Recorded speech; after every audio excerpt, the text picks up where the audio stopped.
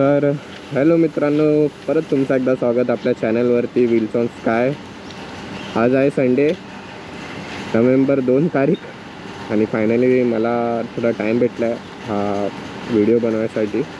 माझ्या यूट्यूबवरती कमेंट्स आलेले की तुम्ही जे मॉडिफिकेशन बनवलं आहे, म्हणजे तुम्ही जे ॲड केले आहे, तुम्ही जरा ते दाखवू शकतात का, आणि काय काय किती काय प्राइसिंग आहे ते मी तुम्हाला पूर्ण व्हिडिओ बनवून झाल्याच्या नंतर डिस्क्रिप्शनमध्ये मी तुम्हाला ॲड करून देईन. तर आपण सुरुवात करूया. सगळ्यात आधी मॉडिफिकेशन म्हणजे बोलून जे मेन मला गाडी घेतल्याच्या आधी मी केलं की मी क्रॅश गार्ड्स लावले.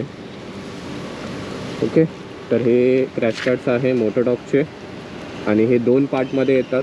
एक अप्पर पार्टमध्ये येतो आणि एक हा लोअर पार्टमध्ये येतो, जो की इंजिन क्रॅश प्रोटेक्टर आहे. तर मी हे दोन्ही पण लावले. त्याला एक लावून काय अर्थ नाही, इंजिन आपला प्रोटेक्ट असला पाहिजे just in case of fall, म्हणून मी दोन्हीच लावले. आणि हे दिसायला पण एकदम चांगले नीट अँड क्लीन दिसतात का, पण ते बॉडीपेक्षा जास्त बाहेर नाही आहेत. मी खूप सारे आपले जे क्रॅश गार्ड वगैरे असतात ते मी ट्राय करायचा विचार केलेला. मी यूट्यूब वगैरेवरती बघितलं, खूप बघितल्याच्या नंतर मी डिसाईड केलं की मी हा वाला लावणार का. पण ह्याच्यामध्ये जे आपलं हे जे पोर्शन आहे इकडे समोर, ते जास्त बाहेर नाही आहे.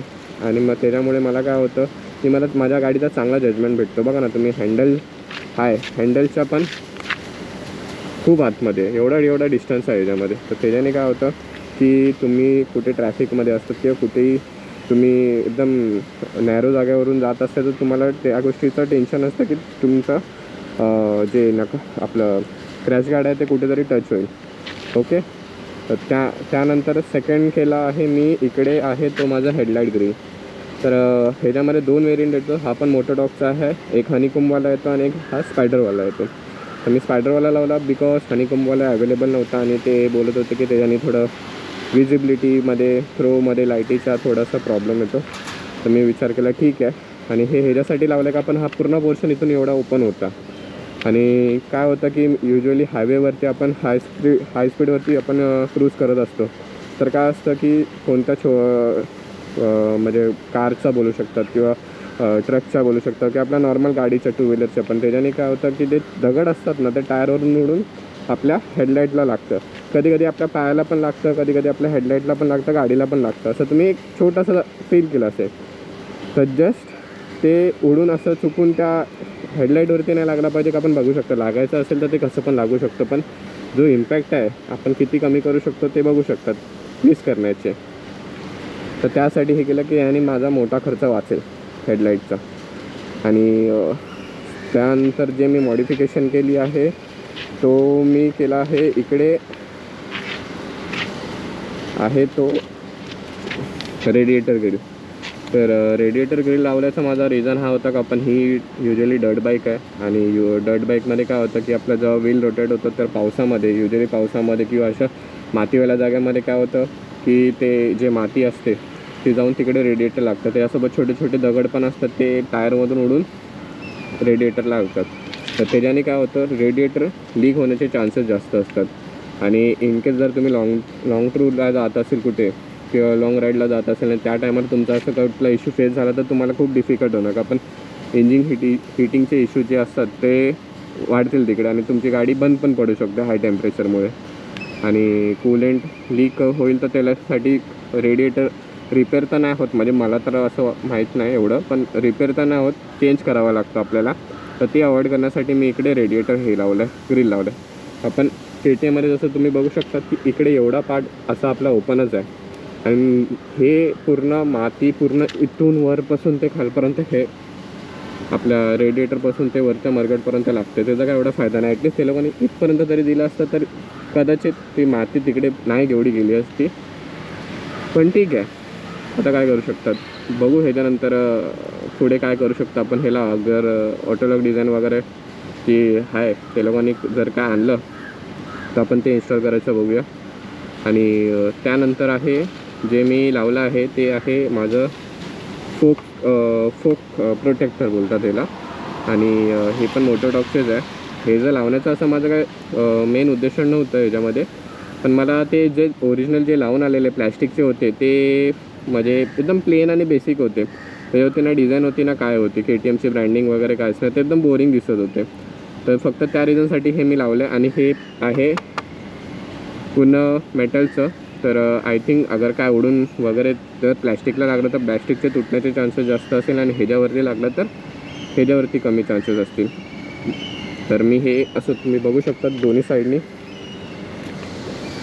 दिसायला पण किती चांगलं दिसतं, ॲडव्हेंचर लिहिलं आहे ह्याच्यावर.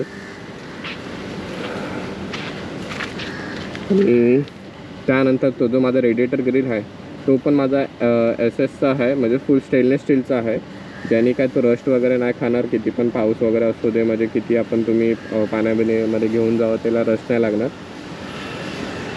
त्यानंतर मी माझ्या मॉडिफिकेशनमध्ये जे मी ॲड केला आहे तो आहे हा जानाचा टॉप रॅक, जो की मला चांगला वाटला. युजली ऑटो इंजिन वगैरेचे पण होते, पण मला ॲक्च्युली काय पाहिजे होतं की मी माझा एक्सपिरियन्स, माझ्याकडे आधी ड्यूक 200 होती BS4 व्हर्जन. तर त्याच्यामध्ये काय होतं की जे मी लावलेलं ते म्हणजे असं चांगल्या क्वालिटीचं तर बोलू नाही शकत, पण त्याला काय ना खाली असं सपोर्ट नव्हता. जसं तुम्ही बघू शकता इकडे खाली असं सपोर्ट आहे याला. ओके, याला खाली इथे सपोर्ट आहे, ठीक आहे. त्यानंतर इथे वरती पण सपोर्ट आहे, ज्याने काय होतं हे तुमचं एकदम रिजिड बसलेलं असतं, स्टेबल असतं. आणि वाकून एक किती पण कोणता पण तुम्ही टॉप बॉक्स घ्या तो थोडा तर वागतोच, पण या सपोर्टमुळे कदाचित हे चांगलं ह्याच्यावरती टिकून राहील. तर माझं काय झालेलं की वरती काय सपोर्ट नव्हता, फक्त खालीच ह्याच्यावरती होता, पूर्ण बॅलन्स होता, आणि माझा इथून मधून रॉड तुटलेला.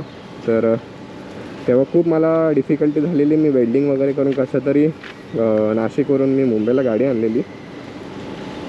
आणि त्यानंतर मी हा टॉप बॉक्स लावला आहे. हा जानाचा राऊंड आहे ॲक्च्युली. याला युजली येतं ते एकदम असे स्क्वेअर शेपमध्ये येतात, पण मला ॲक्च्युली ही सिरीज लॉन्च झालेली आणि ती माझ्या गाडीवरती म्हणजे बघायला पण चांगली वाटत होती, म्हणून मी राऊंड सिरीजचा घेतला. आणि हा आहे फुल ॲल्युमिनियमचा, आणि जी वेट कॅपॅसिटी आहे 12 किलो, आणि हा बॉक्स आहे 6 किलोचा. ओके, म्हणजे हे जो आपलं काय बोलतात टॉप रॅकची कॅपॅसिटी 12 किलो आहे, हा 6 किलोचा आहे. आणि ह्याच्यामध्ये ॲडिशनली मी अजून 5 किलो टाकून आरामात माझे कपडे बसतात, आणि मी ते टाकून चालू शकतो. त्यानंतर मॉडिफिकेशनमध्ये जर बोलणार तर मी ते आपले फॉग लाईट्स लावलेले, ते की माझ्या आधीच्या गाडीला होते, तर मग ते मी ह्याच्यामध्ये इन्स्टॉल केले. ही आहे HJGचे वाय मर्सिडीज, आणि चांगला थ्रो आहे ह्याचा, मला चांगले वाटले म्हणून मी अजूनपर्यंत ह्याच्यावरती तिकडून काढून इकडे ॲड केले. ह्याला युजली लोक हे असं वरती माउंट करतात, आपण ह्याचा क्लॅम्प असं आहे. मी ह्याला उलटा केला आहे बिकॉज ते दिसायला चांगले दिसतात, आणि जरा मला ॲक्च्युली व्हाईट लाईट लांबसाठी पाहिजे होती, येलो लाईट बोलतात युजली तर थ्रोसाठी पाहिजे, पण मला व्हाईट लाईट प्रिफर होती थोडी, म्हणून मी घेतली. आपण फॉगमध्ये मी येलो लाईट मी खालीच मारणार डिपरला, आणि व्हाईट लाईट मी अप्परला मारणार. ओके, तर त्यानंतर मी हा एक छोटासा मॉडिफिकेशन म्हणजे मी ॲड ऑन केला माझ्या गाडीमध्ये, तो आहे हा बोबोचा वॉटर बॉटल होल्डर, जो की खूप युजफुल आहे. का आपण युजली काय होतं की तुम्ही पाण्याची बॉटल वगैरे कॅरी करतात, तर ते या तर तुम्ही बॅगेत ठेवणार, या तर तुम्ही हातामध्ये कॅरी करणार, सीटच्या मध्ये ठेवणार. असं त्याने काय होणार की आपलं पडायचे चान्सेस जास्त असतात वॉटर बॉटल आपली. आणि मेन काय असतं की ठेवणारे ठेवतात, हायड्रेशन पॅक वगैरे पण ठेवतात, आपलं जे जॅकेटमध्ये हायड्रेशन पॅक येतात त्याच्यामध्ये पण येतात, आणि सपरेट बॅग पण येते हायड्रेशन पॅकची. तर मला असं वाटलं की मी गाडीवरती माउंट केलं तर बेटर राहील, आणि मला इझी टू यूज भेटेल असं. तर मी याला इथून पाण्याची बॉटल काढून जर पियायची असेल तर मी तसं पिऊ शकतो. आणि मी तुम्हाला एक रेकमेंड करेल, ह्याच्यामध्ये प्लॅस्टिक बॉटल नाही ठेवलं तर तेवढं चांगलं आहे. पण प्लॅस्टिक बॉटलनी काय होणार की तुमची पाण्याची बॉटल आहे ती हीट होणार, आणि त्या बॉटलचा फॉर्म चेंज होणार, जरा डिफॉर्म होणार ती बॉटल. का पण एवढी हीट गाडी मारते की ते पाणी गरम होणार. तर तुम्ही मेन तर या तर थर्मसवाली जे ठेवू शकता तर ती वेल अँड गुड आहे. का पण त्याच्यामध्ये पाणी थंडचं थंड आणि गरमचं गरम तसं तुमच्या हिशोबाने राहणार.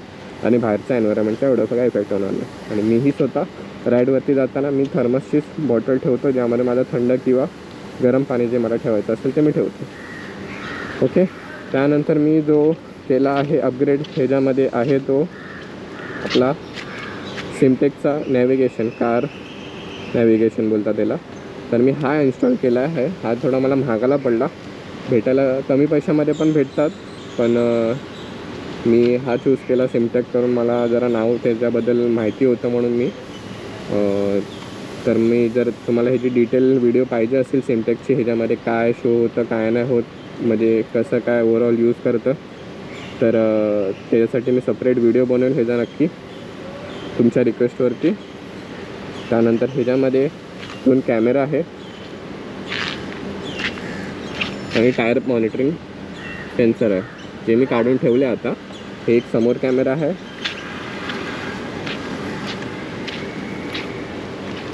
आणि हा एक पाठी लावला आहे मी कॅमेरा, ज्याने पाठचा पुढचा जे काय तुमचं हे असेल रेकॉर्डिंग ते रेकॉर्ड होईल. हा बघा, आता हा पुढचा आहे, हा पुढचा पाठचा आहे, हा परत वेगळा आणि हा पाठचा. तर त्यानंतर मी जो मॉडिफिकेशन केला आहे तो आहे माझा सीटचा. मी जेल सीट लावली आहे माझ्या म्हणजे रायडरसाठी मी जेल सीट लावली आहे, पाठच्यासाठी फोमवाला लावला आहे मी. आपण पाठी बसणाऱ्यांचा जास्त प्रॉब्लेम असतो का आपण ते गाडी चालवत नसतात आणि त्यांना खूप बट पेन होतो, त्यासाठी मी मेमरी फोम ठेवला आहे. आणि तो थोडा हार्ड असला पाहिजे ज्याने बॅकबोनला सपोर्ट भेटेल तुमच्या. आणि मी सेम मी रायडिंग पॅन्ट वगैरे घालून पण असतो त्याच्यामध्ये. आणि मी त्याच्यावरती काय करतो की माझे जे जेल सीट आहे, तर माझे रायडिंग पॅन्ट्स ऑलरेडी आहे त्याच्यामध्ये, आणि मी जेल सीट लावले आहेत आणि मला थोडा कम्फर्ट भेटेल लॉंग टूरसाठी. तर एक ओव्हरऑल व्ह्यू देतो तुम्हाला मी.